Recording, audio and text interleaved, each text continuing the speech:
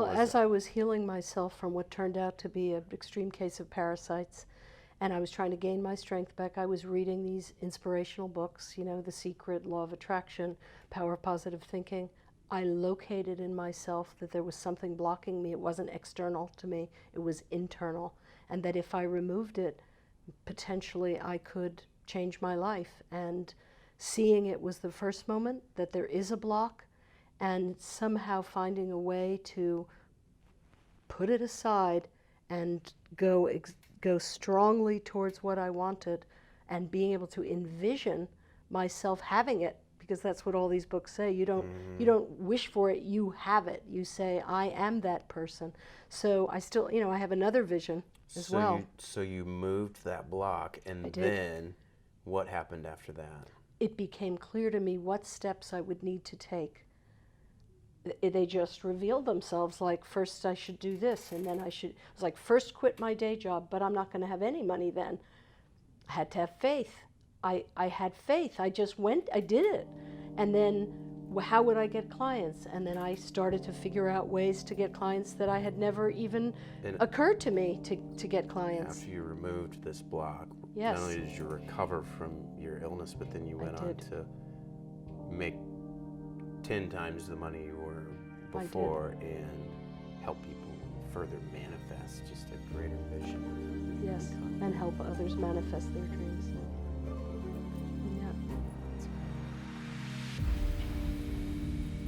I'm Dr. Larry Burchett, and as I see every day in the ER, life can change in a moment.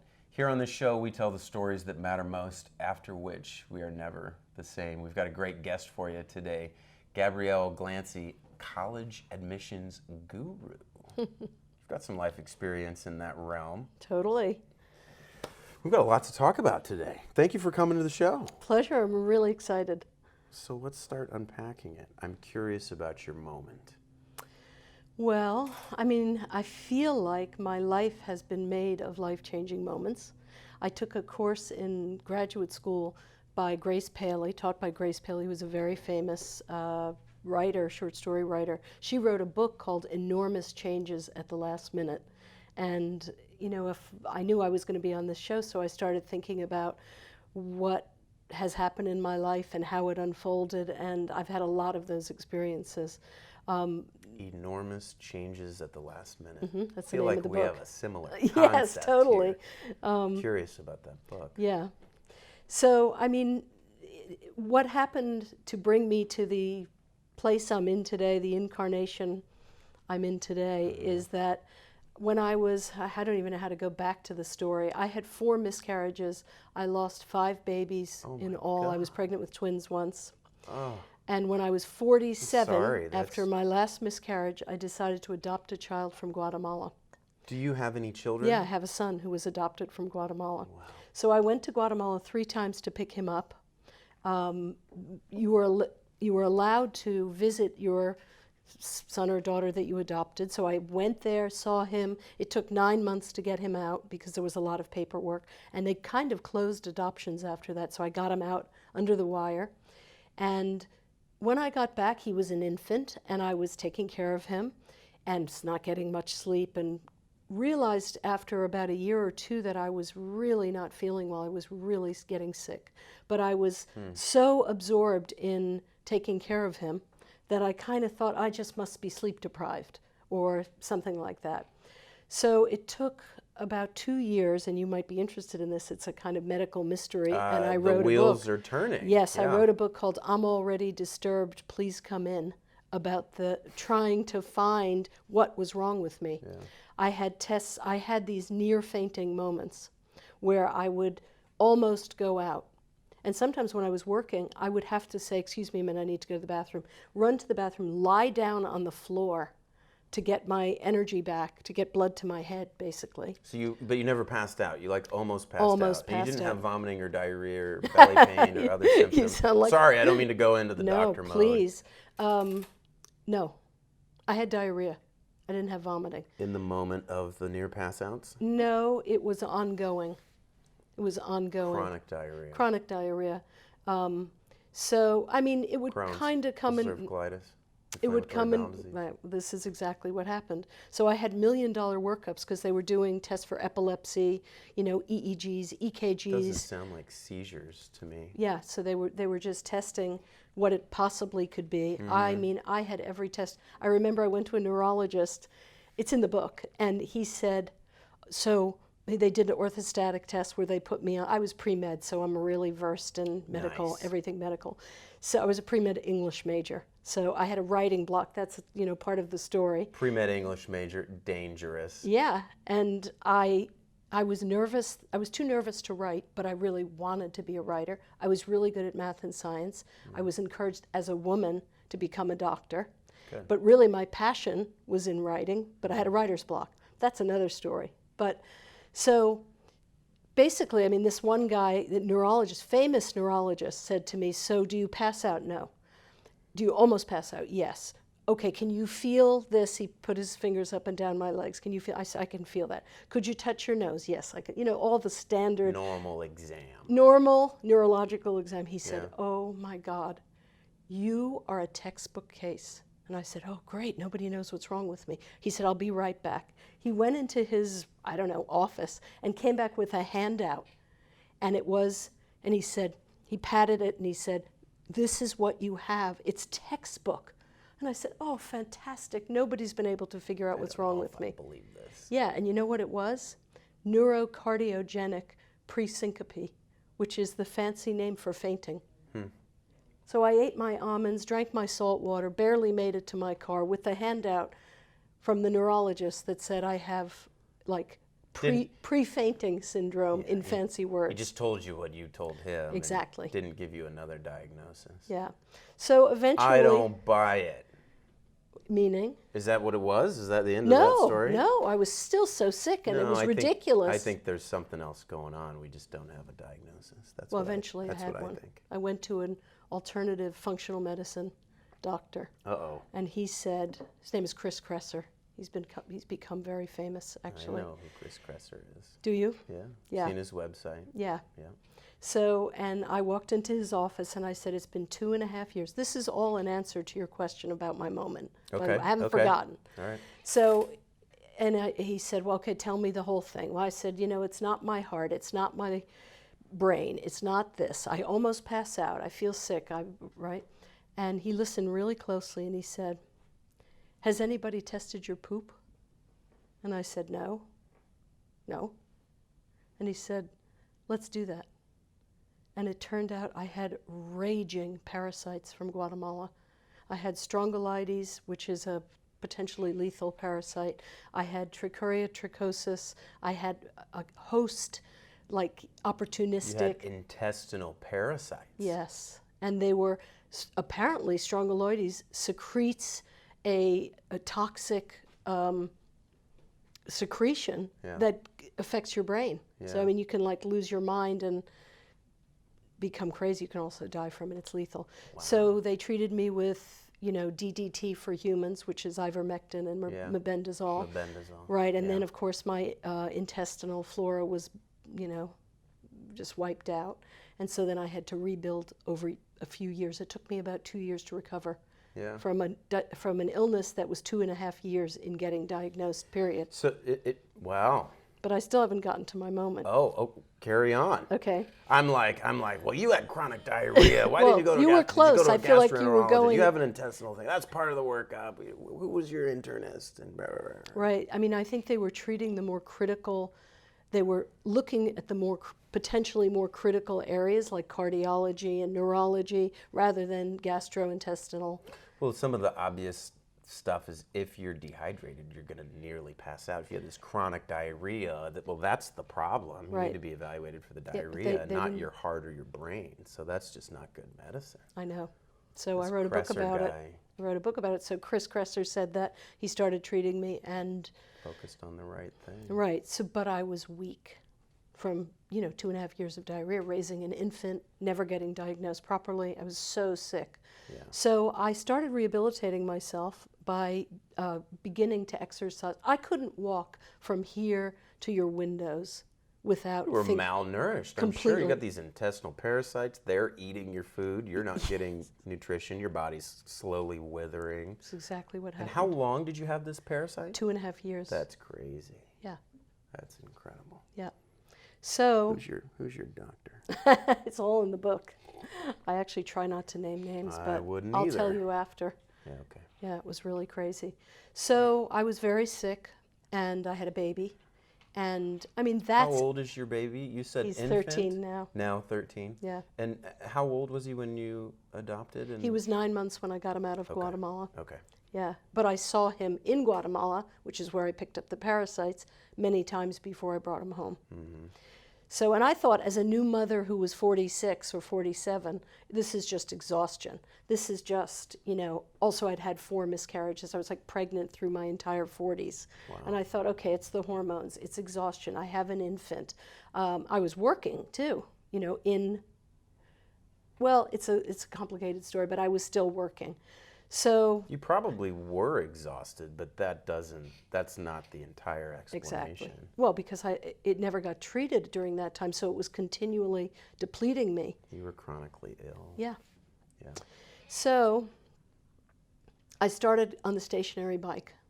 Now, before this, I was a teacher. I was like an AP English teacher for mostly gifted and talented students who were very smart and would then go on to Stanford and Harvard and UCLA and wherever. Mm-hmm. On the side, while I, because that was high school English. Yeah. I was a bit like Robin Williams in Dead Poets Society, Okay. though. I mean, I was a kind of, a character. yeah, a bit of a wild teacher, and really had fun with it, loved it. But you know what teachers make, which is like at the height of my career. Not a lot of money. Right, I made $35,000 a year at the height of my career, because now I've been in this business 25 years. Yeah. So Seems like a shame, doesn't it? it does, because it's very hard work and it's very important work. It is important. So at some point on my stationary bike, while I was trying to get my strength back, had an infant, was really still weak. I couldn't walk from one side of the room to the other without like calculating, do I need my, salt water to keep my blood pressure up? Do I need my almonds to keep how am I going to get from here to the mailbox? So I couldn't just start exercising. I was a sort of a semi-professional tennis player in my youth, so super fit. Right? Yeah, super fit, super athletic, and I couldn't walk to the other side of the room. So I started slowly with the stationary bike, and I saw some people around me, becoming quite successful, and I loved teaching. I'm a born teacher, I loved it. But I was making $35,000 a year. I had a baby, and, I realized that I couldn't go on like that. So I started reading, this is a true story, I started reading The Secret, The Law of Attraction, Norman Vincent Peale's The Power of Positive Thinking. Anything I could get my hands on, because I realized that there was I had some sort of block that was going to keep me from really being as successful as I knew I could be. Block. And all the books that I was reading basically said, you can have whatever you want if you're clear on what you want. And not just clear on what it is, but that there's nothing getting in your way. You're clear on what it is and there's nothing holding you back. So I'm like pedaling on my bike every day, trying to get my strength back with a mechanical pencil, circling wildly like, yes, yes. And then my mantra at that time was, Norman Vincent Peale's kind of a little bit of a religious book, and I'm not religious, but if ye have faith, nothing is impossible unto ye. And I would say that to myself every day. If ye have faith, nothing is impossible unto ye. Mantra. Yeah. And, pedaling away, circling. And I was honest with myself. I saw that there was something holding me back. I don't know if it was my sort of artist intellectual parents. I had a communist grandmother. It seemed like I've always been entrepreneurial, that's another story you can ask me about, but it seemed like nobody really was encouraging me to, yes, to be an artist, yes, to publish. I published in the New Yorker and the Paris Review, all kinds of places, but not to be a successful businesswoman or make a lot of money, in short. Nobody encouraged me to do that. And I became, because I had a son, it became really necessary for me to make more than $35,000 a year and to embrace the fullest potential of my being. And I would say in 3 months, I overcame a block in myself, and I went from making $35,000 a year to making $35,000 a month or more. And I did that by first recognizing that there was a block in me of some kind, working towards removing that block, and I had no idea how I was going to move forward. I didn't have a plan. All I knew was there's something blocking me from my fullest potential. I could feel it in me. It's almost like I'd go down the road that could lead to that, lead to the highest version of myself, the most income I could make, the most sort of the best I could give the world, and something would hold me back. And I saw it. I was like, there's something holding me back. And all I did was do what I needed to do to remove that block so that, well, I didn't know what would happen. I just removed the block inside myself. And then I became capable of manifesting unbelievable things. I became super successful, like almost overnight. And I hadn't known what I would need to do that. It was revealed to me once the block, almost instantly, once I didn't have a block. So I saw that I was blocked. I worked to remove the block, and once it was clear, all the steps I needed to take to become who I am today became crystal clear to me, and I just was like, almost like I was led to then do this, and that worked out. And then I had a sense, oh, let me try that, and then that worked out. And it kind of cascaded until I was making really unbelievable 10 times more, 15 times more than what I ever made before. And started feeling really like, I'm taking my place in history, in the world of letters, in my business as a college admissions expert. And that's what happened. Let's unpack this a little bit. Okay. So this is the setting. You have a 9-month-old or a 1-year-old or whatever, you're 47. Can I go back and ask you about the miscarriages? Sure. Can we go back before this? You're talking about blocks, and I'm like, I want a little more history. And when you had what's your child's name again? Marco. Marco, from Guatemala. Were you married with Marco? No. Were you on your own? Yes. Okay, so your need for money was survival and totally. It was no longer just me, and I was like, 35,000, okay, I'll have pasta this week. Yeah, I had a baby. It's a struggle. Yeah, and it wasn't just that. It was also, I knew in myself that I had this, I have enormous energy, like crazy amount of energy, and I knew that I had a potential to do much greater things than I was doing. Even though I was a great teacher and I loved it, I felt it, and then I had a survival need to support him to have a good life. And so you had this inner feeling that you were kind of destined for more. Yes. And not only was that money and living a better lifestyle, but then but you focused on money, that if you could attain that, then that would also enable you to be who you were meant to be. Take your place, I think, was one of the phrases. Yeah, money wasn't the ultimate goal, but I think because I had a son, an infant son, and I was on my own, it became, practical, and I needed it. A priority, where before it wasn't. Yeah. It was like, I'll write poetry, and yay, I got into the New Yorker, which is no small thing. I'm very grateful, but there's no money in it, Talk to me about single parenthood with a young child, like the practicality of daycare and feeding them, and were you working, and what were you doing at the time? Yeah, I was working. I was teaching, and then when I saw the light, I realized that I could take the side job that I had, which was helping 2 or 3 students a year get into college. I had been in college admissions as an admissions director, so I made decisions about who got in and who didn't prior to that. So you had that expertise. I had that. I want to get to that in a second, but let's back up. Okay. Let's do the setting a little bit. So you're teaching. Is your kid in daycare? You know, that costs money. I want to get more of a sense of kind of, because this is the before that drove you to, on this bike, start reading. Yes, I had a nanny for him. Yeah. But it happened pretty soon. I mean, I was teaching, I was doing some of the work that I do now on the side, so that I can do from home. So, yeah, I had a nanny for him right from the beginning, that 3 or 4 hours a day she would come in and watch him. And that was expensive. You know, child's care is like insanely expensive. Incredibly expensive. Yeah. It's like you don't appreciate till you have a kid and you're like, you want how much per month for daycare? Yeah, and you need it. What? When you need it, if you're working, you need it. You don't have another option. Right. And then you're like, who wants to put your kid in a crummy, cheap daycare? Yeah. And then all of a sudden, I think a lot of us, just like you, were like, whoa, like I'm an idealist, but money matters. Yeah.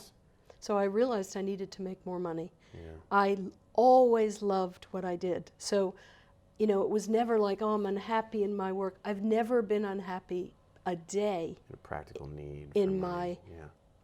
in my work life. It just, I've always loved it, but it wasn't giving me what I needed to support my son and to live. And again, I had this feeling I'm made for more than this. Yeah. You know.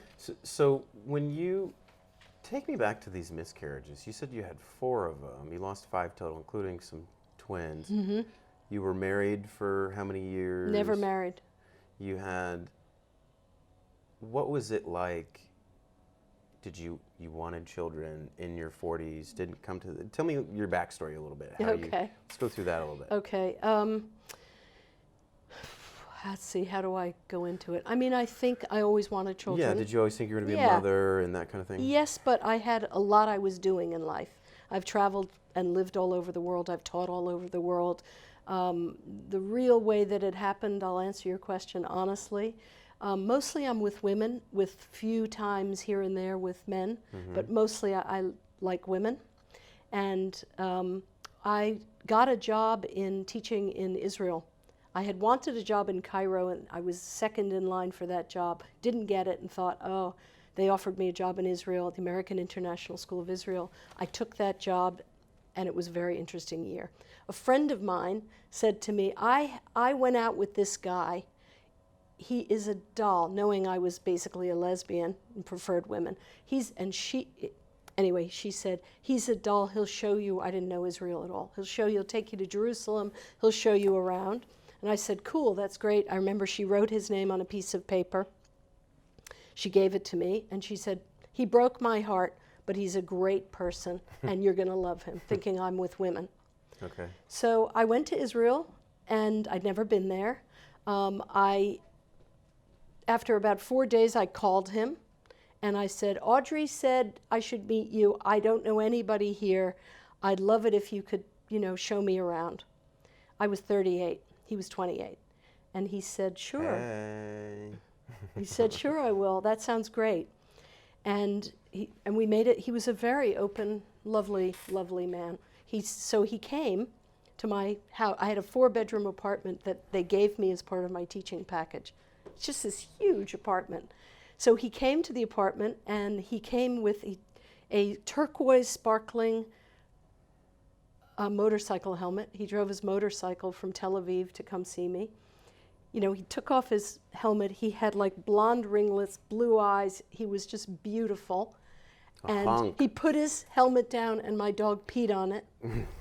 Nice. But you're describing kind of this very attractive man.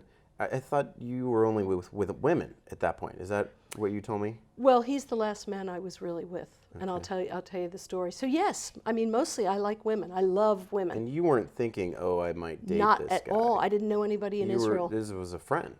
I thought he'll show me around. He might be a nice guy. I know nobody. Yeah. Fantastic. Okay. So then he came, and I was like, great. He gave me a second helmet. We got on his motorcycle. It's kind of hot. It was so hot. It sounds like you liked him like right away. You're like, I got whoa. pregnant. That was my first miscarriage. Oh, wow, with him. With him. So he took me all around Israel. I mean, it was incredible. The experience was just, it was one of the best years of my life, actually. Wow. And we were very close. I loved him. What's his name? Kuti. Kuti. His full name was Yakutiel. But I had this 4-bedroom apartment, right? And, I was like not expecting this. So I made him sleep in this single bed that was like so far away from my bedroom. What? Yeah, because I didn't know that's what was going on. After about 3 weeks, he said to me, this is every day on the motorcycle, walking at night in the Mediterranean where the water is warmer than the air, sitting and eating on the beach, going to Jerusalem and looking at all the sights on the motorcycle. Just dreamy. Oh my God. I mean, it was unbelievable. After about 3 weeks, he asked me if he could kiss me. And I was like, why do you want to do that? What? Oh, you really? didn't feel anything that surprised you? I was sort of blocked off from it. And I said... Unexpected. Yeah, unexpected. So I said, well, I don't know. And then like another 3 weeks went by and he said... You didn't kiss him? No. Oh. And then I still made him sleep in that bedroom by himself. Almost every night he was there. Such a lady. And then hardly. And then he asked me again 3 weeks later, he said, I really want to kiss you. And I said, okay, I guess. And he did. And, well, the rest is history. I got pregnant. How was that kiss? It was great, and I got pregnant. So then Audrey was a friend of mine, the woman whose heart he broke. Right. And I was pregnant from him. So she calls me and says, how's it going with Kuti? Yeah, she never talked to me again. Oh. It took her years to talk to me, let's put it that way. Ooh. And I said, I had a great time. He's wonderful. But I got to tell you something, Audrey. Because I thought I was going to have the baby, and she would find out. It would be better to tell her before I had the baby than wait, have the baby, and say, well, Kuti's the father, So I told her, and she was like, I thought you were gay. And I said, I am. Sort of, I am. I am, really, but he's a wonderful man. She said, I told you he was wonderful. He broke my heart. And then he talked to her, too, and he said, Audrey, I'm sorry. I didn't expect this. You sent this friend to me, and I found myself attracted to her, and we're pregnant. What happened with that pregnancy? Well, he asked me to marry him. He took me to the... Oh, wow. Mm-hmm. He took me to the top of the Austrian youth hostel in Jerusalem, which has, like, how castles have that thing, like, castle-like. Yeah. And we sat in one of the things, like goes like this and like this. I sat here, he sat behind me holding me. We watched the sunset from the top of the Austrian youth hostel, and he basically said, what are we going to do? And I said, I had to think about it, and then I said, I want to be with women. And he said, oh, that's cool with me. Like, I like that. That's cool. In. Yeah, I'm in. Like maybe all three of us. And I said, no. I don't think that's going to be for me. So you broke his heart. It worked out. I'll tell you how the story unfolded. So he was in high tech. He was transferred to Taiwan while I was pregnant. I went on a Jeep safari in the Golan Heights. I remember holding my belly and holding myself. It was like very, very, very bumpy. I was 38, and that was my first miscarriage. How far along were you? I think I was probably about, 8 to 10 weeks. Early. Pretty early, yeah. How far along with you with the other ones? The other ones were, so then I came back to the States. P.S., what happened to Kuti is he got transferred to Taiwan. He met a woman, German woman from Berlin. He got her pregnant. Okay. He married her. Oh, he was ready. They have 3 daughters. Yeah. They're like 18, 20, and 22 now. Yeah. And he found what he was looking for. Yeah, he was ready. He was ready. And, I think if I had said, let's do it, I think we would have done it, but it wasn't right for you. Yeah, and that was the point at which I realized I'm probably not going to marry a man because he was wonderful. And if I was pregnant, And when you're, I don't know if you know, but when you're pregnant and it's, the guy, and because the other ones were IVFs, in vitro. Well, I was going to say, did you get, so the other, okay. It's the only sort of natural pregnancy that I had. Okay. And, then it stirs up these feelings when you're pregnant and you know the father and you like the father, you love the father. You may not want to marry the father, but I loved him. Yeah. It stirs up these feelings that you never expect, which is you get this like, I'm pregnant and we could have this baby and it's, I love you, and it stirs up those happily ever after kind of fantasy. It's just, there's a bonding that happens because you're carrying this baby, So I lost my train of thought. What was the question? Well, I'm wondering, collectively you've had these 4 miscarriages, and I'm wondering about that loss for you. This story is going through not just kind of the diagnosis being sick, your son, and what positioned you for all of this change. And I want to know how these losses affected you. Well, I mean, the first one was a shock that I even was pregnant, and in this situation, I was really devastated when I wanted the baby. So you were that hurt? That was hard. I totally wanted that baby. Yeah. I mean, it was a little complicated because I didn't want to marry him. Yeah. But I did want the baby, and I wanted him to be involved. I knew I couldn't marry him. Yeah. Then I returned. Then there's the history. I met a woman who was British. I had met her previously. I ended up getting a job at the American School in London. Yeah. She was a very, very important love of my life, basically. I'm curious about this desire to be a mother for you, which it says you kind of always had that, yet it happened unexpectedly and with a man. You have an initial miscarriage and loss, and then you go through how many rounds of IVF? 4? 3? 4. I think I had 4 IVFs. I also went to Romania to get eggs. 3 additional pregnancies. 3 additional pregnancies. 1 was twins. You lost all of those. Mm-hmm. I'm sorry, I can't imagine. Yeah, thank you. What was driving this desire to be a mother? Did it... I don't know how to answer that question. I mean, it's possible that when I got pregnant the first time, the hormones kicked in. What happened? Did something happen when you got pregnant with, I forgot his name. Kuti. Something happened with you, or you were like, gosh, I do want to be a mother? Did it increase that? I always wanted to be a mother, but I think then when I got pregnant, it was like a hormonal shift, and then I was like, this must happen. Then it was on. And what was that? What shift was that? Describe that to me. It was just like hell-bent. Come hell or high water, I'm going to do this. That's what it sounds like with that many rounds. And I ended up, spending $175,000 that I didn't have because I was making $35,000 a year teaching. Oh, you didn't tell me that. On IVFs, so that there was I was in debt. Were you also in debt when you're on the bike reading the books? I was in debt when I was on the bike reading books. So this is a big financial thing, but dive into the emotion a little bit about what is it like to want that so bad and then so many times not to get that.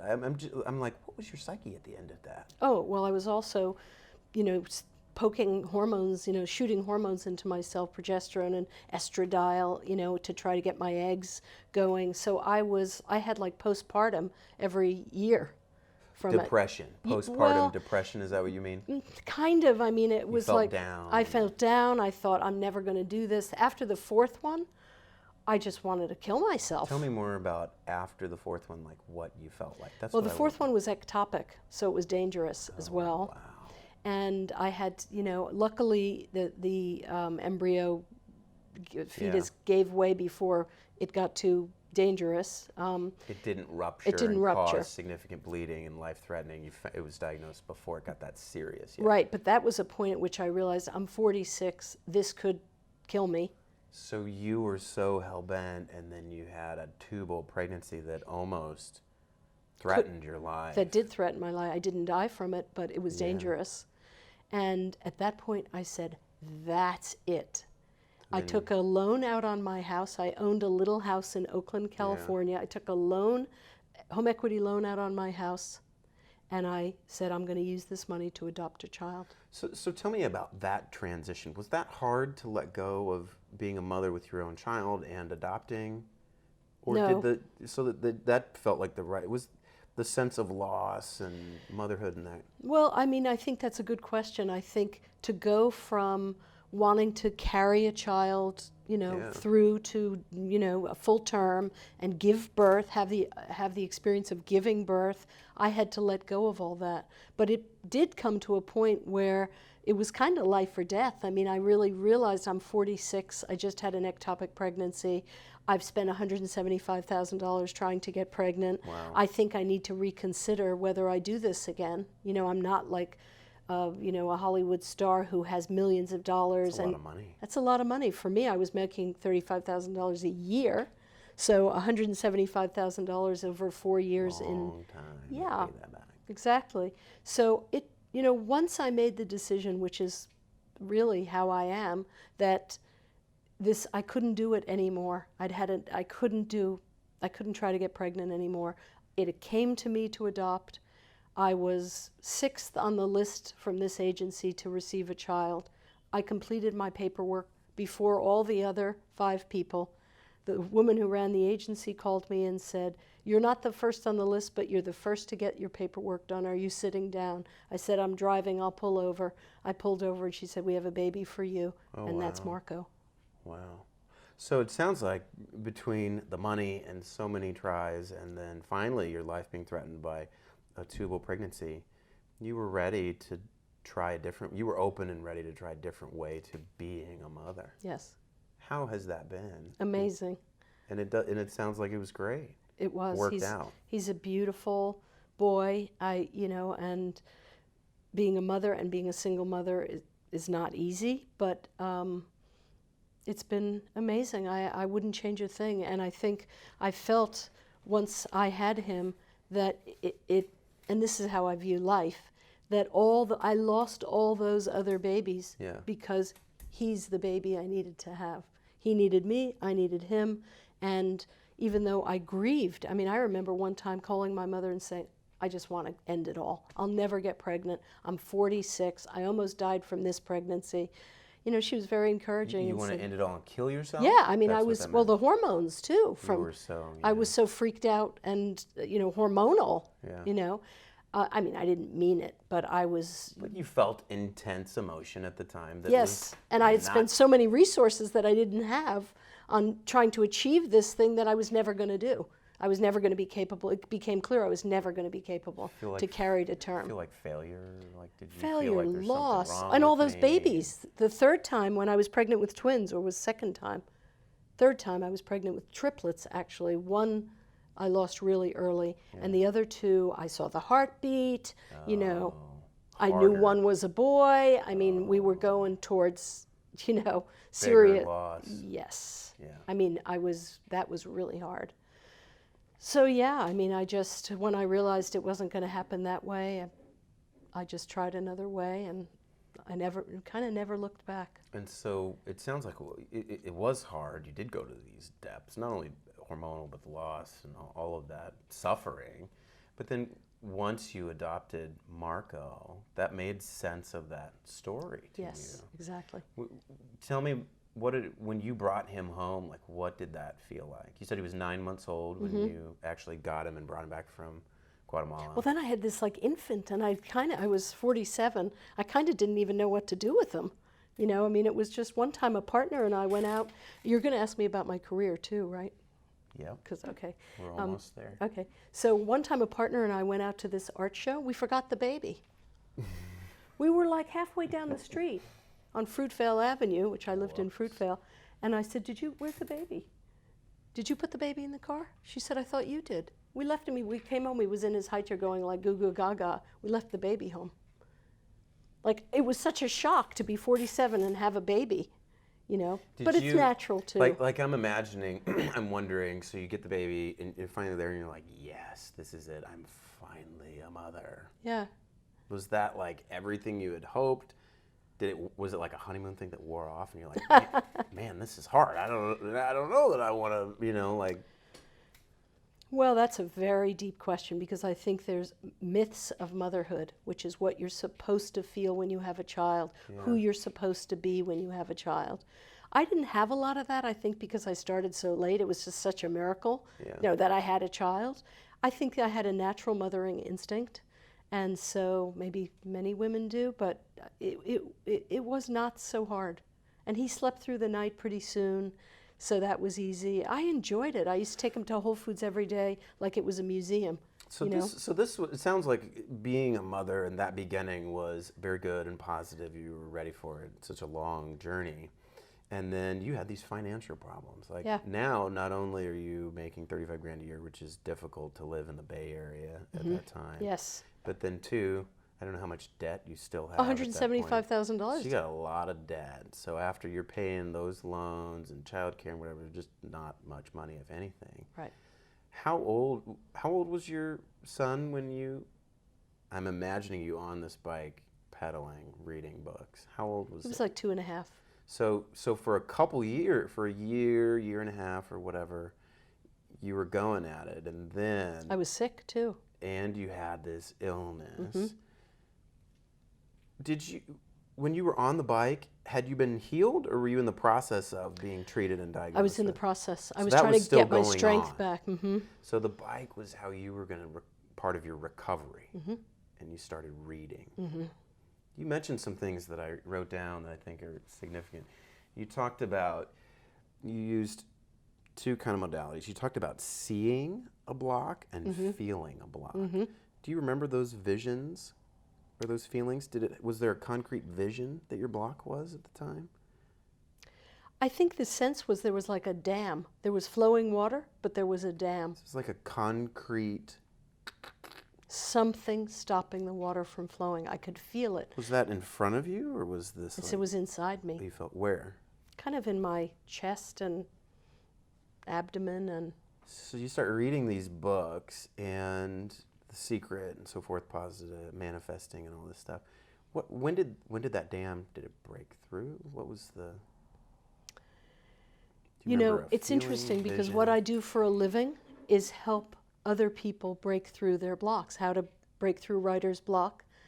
And I help other people, in this case students, realize their dreams. I always was doing that, but then now I'm really, that's what I do for a living. Yeah.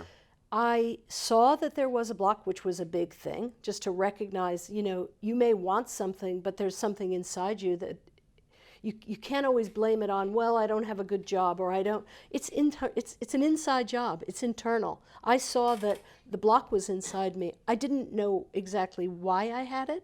What was it?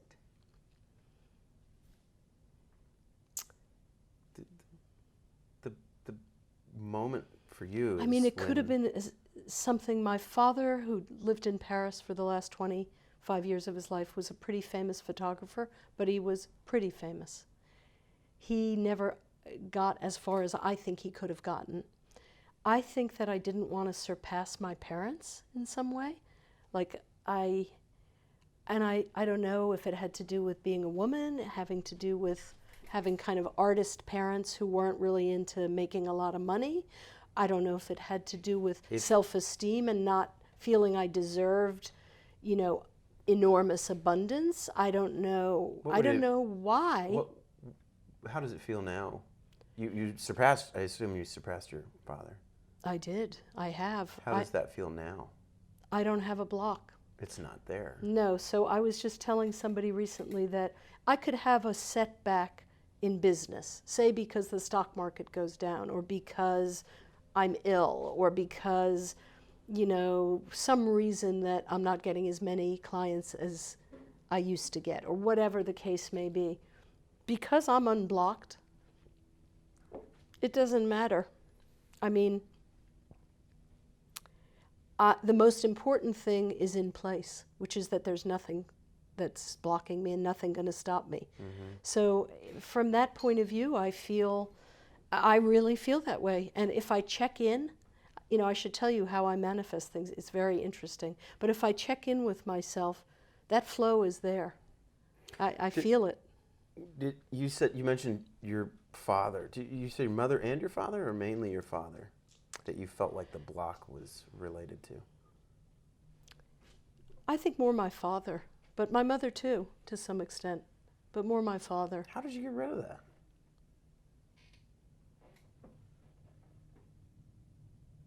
I don't know. I think seeing it, it's almost like what I did was go like this. Here's the block. I'm not buying it anymore. Let's go over here. So putting a visual representation of the block Kind of. and then you moving that thing. Yeah, and I just... Whatever it is. Whatever it is. We don't even know what exactly, but maybe it's related to your father, whatever, moving it out of the way. And then you're saying once you did that, then everything else followed. Then what needed to happen next revealed itself. So I didn't go, and when people talk to me about it, and they say, I don't know how I'm going to get to be a famous yoga teacher or whatever, but I want to because I've got the skill. I always say, you don't need to know how. You just need to check in to see if there's a block in you. If you're clear, it'll happen. When you removed your block, what was the next step that presented itself? I started to see that I was only seeing, I quit my day job. That's the next thing that happened. I quit my day job. So you removed the block, and then you got this idea or sense, you're like, I got to stop this. What were you going to do for money? I had 4 or 5 students that I was working with. So you had started kind of a side business. I had been doing it. And you were working with them doing what? Helping them get into college. Okay. So I'd already been in admissions previous to this. So you had experience in that. So you started kind of a consulting or side business and helping them with that. Yeah, and then I quit my day job. And if ye have faith, nothing is impossible unto ye, right? I would repeat that to myself and think, I only have 5 clients. I can't live. I have a baby. Right. How am I going to? That's what I'm thinking. Yeah. Like, how did you do that? Right. I was like, how am I going to do this? And I didn't even ask myself that question, actually. All I did was clear the block. And then it became clear to me how the next step became, I quit my job. So it was just one step at a time once you removed that block. But it was like I was led or driven to do these things without really making a conscious, it came from another place, which is where I have students write from. It's where you're probably asking me questions from. It's where we're having this interview from. And I have the same philosophy as you do, which is that you let somebody talk, you ask them questions intuitively, following the flow, and as I have my students do, then you read what you've written to figure out what you're trying to say. You don't think about it ahead of time. I want to be a famous college admissions guru, and no, I took a step, another step, another step, another step, and all of a sudden I knew what to do. It occurred to me at some point, I had like 10 students, that I wanted to write a book about what I did. And so I wrote The Art of the College Essay. At that point, I had street cred because that book did really well. So then I was like, okay, I'm an college admissions expert. Now I wrote a book. Talk to me for a minute. I've sat on medical school and residency admissions committees. I'm very curious. Talk to me a little bit about how do young people get into college? What are the most important things? Give me 3 tips for them, and from your perspective, being an admissions expert.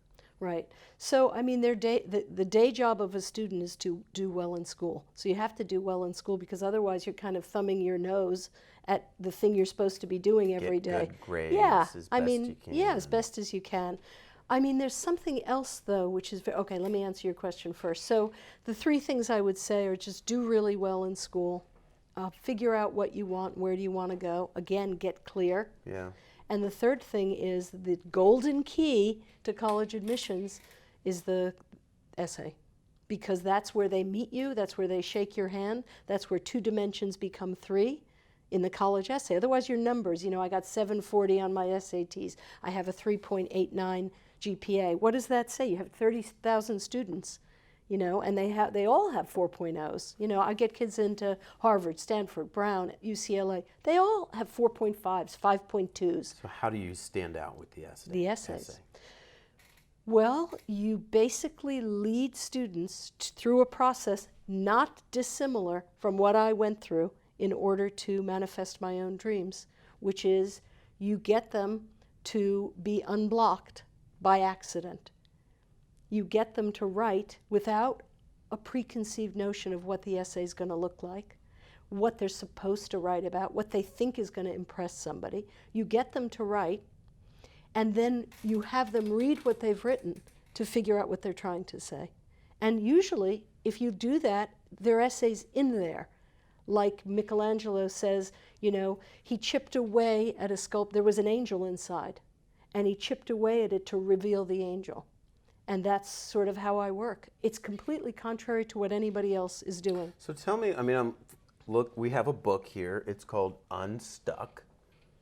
I think it's clearly the theme of your removing the block, whether you're writing a college essay or probably other kinds of writing, writer's block, etc. I think this process applies. So what are a couple of the questions, or be a little more specific about the process when they're writing? Like, what do they write? How do you prompt them? Well, most students come to me with a very rigid, because they've been taught this idea about writing. You write an introduction, 3 body paragraphs, a conclusion. Your introduction should have a thesis. The thesis should be the main idea. Then you develop it with topic sentences in each paragraph. That support the thesis. Totally, so you know exactly, and they will do just what I do. I say, you know how to do this, right? And they say just what, they finish my sentence just like you did, because it's ingrained into them. I was trained. Exactly. The thing is that if you approach your college essay that way, no one is going to read it. And from being in admissions, which was the most boring job I ever had in my life, because 30,000 essays passed across my desk, I had to reject 28,000 of them. I often say to my students, my mocha cappuccino was on the side of my computer screen, and it was calling my name through the whole process. You know, that's who you're writing an essay for, and they're nodding off like this. It's so boring.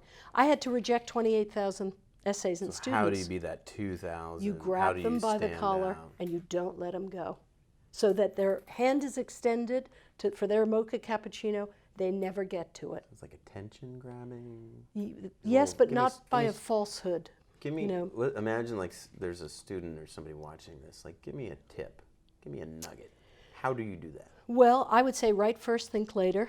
So go just write as much as you can. I often have students find 5 significant moments, which you're doing too. I mean, Larry, it's crazy. Yes, it's crazy because I ask them to find a moment in which they went into an experience one person and they came out slightly or more than slightly changed from that moment. So in a way, we do the same thing, and I interview them about it. So tell me, can you give me 5 moments in your life where you went in one person and something happens, right? And life can change in a moment. And can you give me those? Well done. Moments, and they come up with it. You know, the time my sister was born and my mother, blah, blah, blah, the time that, right? Mm-hmm. And I say, cool, that's great. Now, I want you to write on each one, not an essay, just write. Tell me everything but full sentences. So they do what I've done. Free write. Yeah. They just spill their guts when somebody asks them a question, as I've done with you. And then they have a lot of writing, much more than they'll ever need. Yeah. Then we go like this. We look down at it as if from above, find an amazing first line. It's going to be there. They've got 4,000 words that they wrote in the worry-free zone. So they wrote it when they weren't like, I don't know what I'm going to write, right? They just wrote, mm-hmm. and then they have it. It's beautiful because they haven't been nervous about it. Mm-hmm. And then they go back and pluck out a line, put it at the top, and then I say, okay, if you're going to start with that, where would you go next? Okay, it's really easy. Then you go, I think then I would have to tell about how blah, blah, blah. Well, yeah, I think that's right. Okay. I see the next step. That's it. Keep going. So, and then they write, you know, they just put it, they look at what they've already written it, so it's not anxiety producing. Mm-hmm. It's kind of like play. Let's put this here, and then we can put this here. What would come after that? Oh, I think it'd be good to talk about that. So you're rearranging what they've put down. Do you have them write some more? Sometimes it's like a quilt. It's there. Okay. It's like a quilt, though. So you have patches, and sometimes you have to stitch together with transitions. Editing. Yeah, but you know, there's sometimes as simple as recently I. So I'll give you an example, if I have time to do that. Yeah, carry on. So I have a kid who's Nico, right? He says to me, I don't want a free write. I already wrote my essays. And I read his essays. And I said, you want me to be honest with you? He says, yes. I said, they're really boring. And I was in admissions, and I can tell you, they're super boring. You're super bright. You're really great. These are really boring essays. This is terrible. And I said, so I have this method where I told him, we're going to do this. Find 5 moments in your life in which you went into an experience one person, you came out changed. And he said, I don't think I don't think I want to do that. I said, okay, well, you don't need to work with me. He said, okay, I'll do that. Oh. Yeah. So he did it. He wrote, finally had him free write. And he was like, I don't think I need to free write. He fought me the entire way. I don't want to do Yeah. Well, this is teenagers too, right? He fought me the entire way. Finally, he writes, his 3 significant moments are, he's zorching, which is going down on your butt, down a hill in camp. And then they go and jump in the showers in their clothes. And it was this moment, he wrote this, it was a sweet spot between responsibility and gallivanting. That's what he wrote.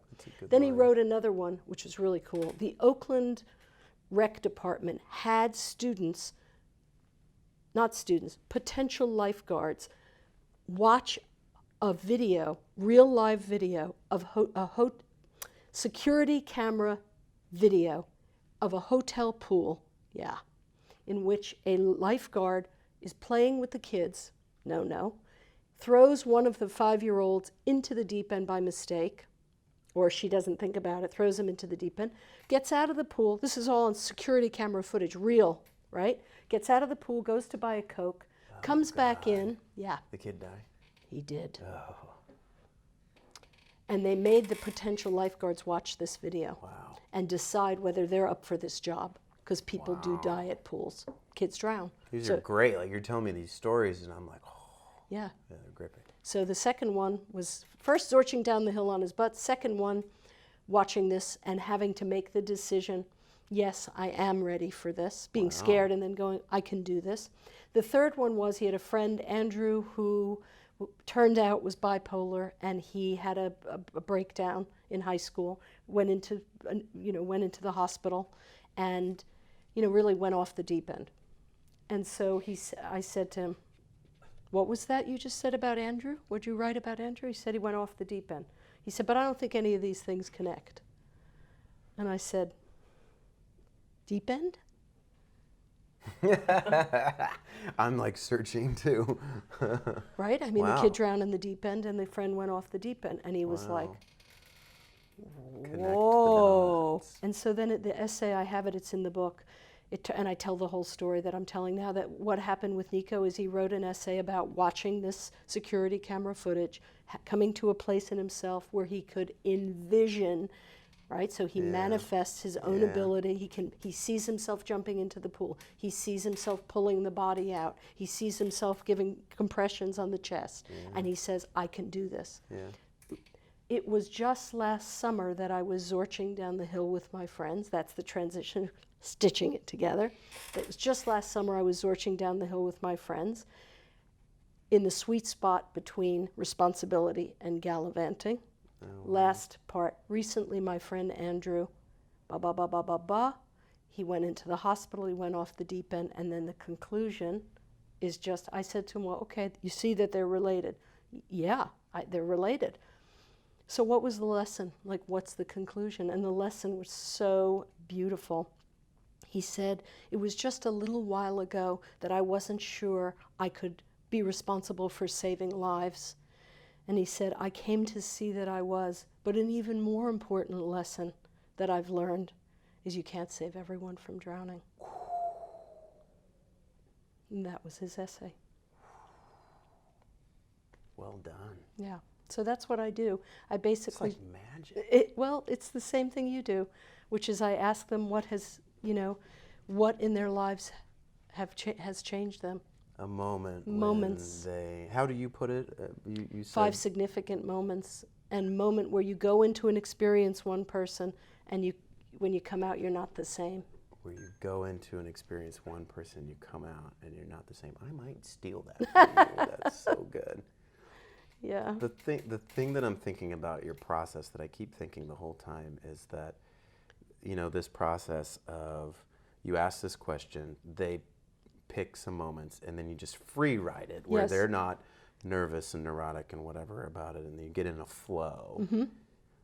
it's almost, your process, this way of doing it is a way to kind of access the subconscious, where these deeper connections that he's not even aware of in his conscious mind, but still some part of him is spilling that out on the paper. Yes. And it's incredible. That's the magic. Like, you found something. That's this, right? That's this book.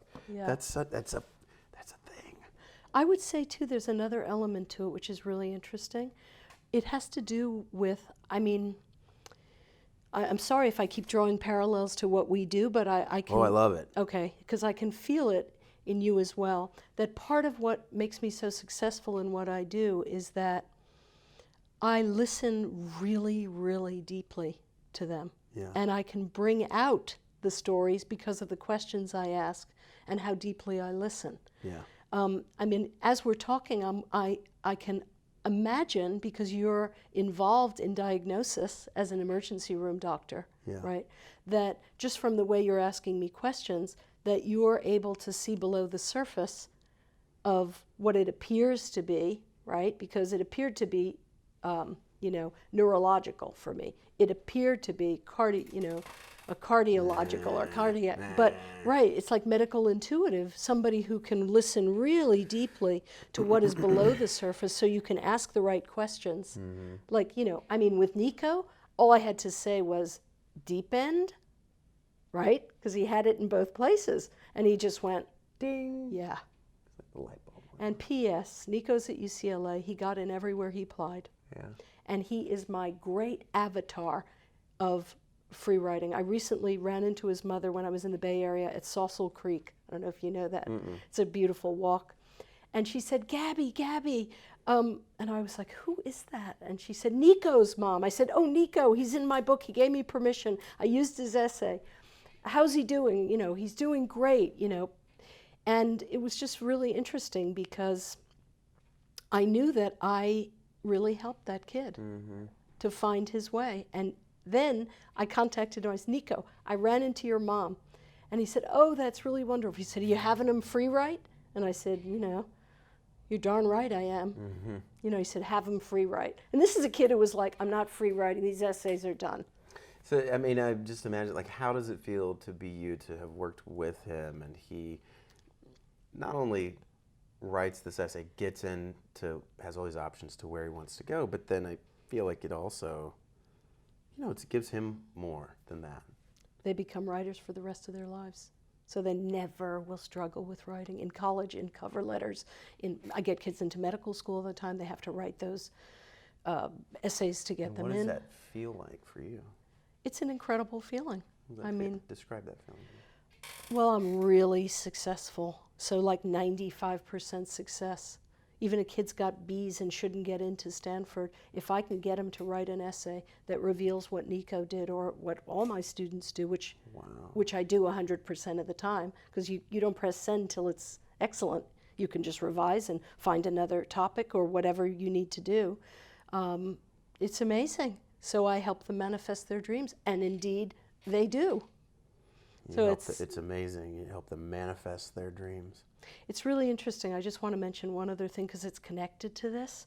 Often students will come to me and say, I don't know what I want to do. I don't know what I'm going to major in. I don't know who I'm going to be. I don't know what I want. And I often tell them there's a Japanese philosophy, ikigai. I don't know if you know. I don't even know if I'm pronouncing it correctly.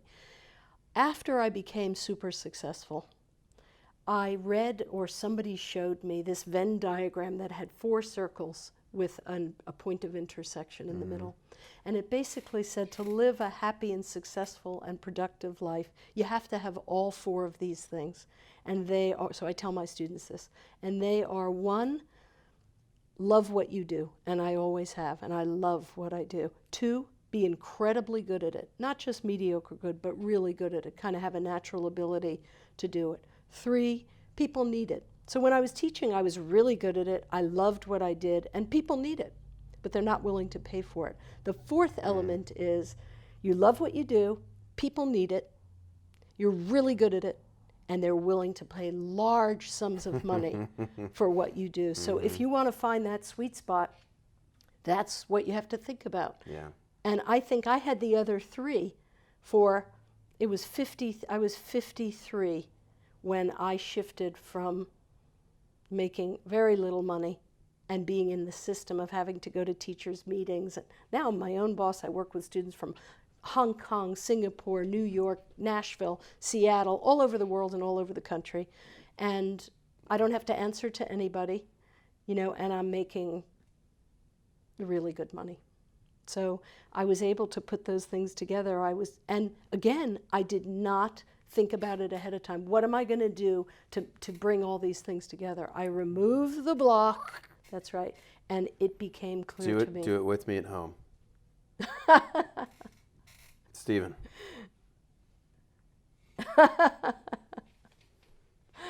So that's what I did. And that's what I help students do. That's incredible. This has been great. Thank you for sharing and diving into all this stuff and being willing to be the writer for once, and as opposed to the guide of your students. It's been a pleasure. Two things. One, we have the guest close the show. So you kind of just look at that camera and say, thanks for coming, see you later, however you want to sign off. Whatever feels right to you. There's no right. Do you ask me a question, or do I just... you just do it. Just say goodbye. A quick goodbye? Yeah, or sure, whatever you're comfortable with. This has been amazing. I mean, it's been really revealing to me about myself, my process, and I've loved every minute of it. Thank you. My pleasure. Thanks for coming. You're welcome.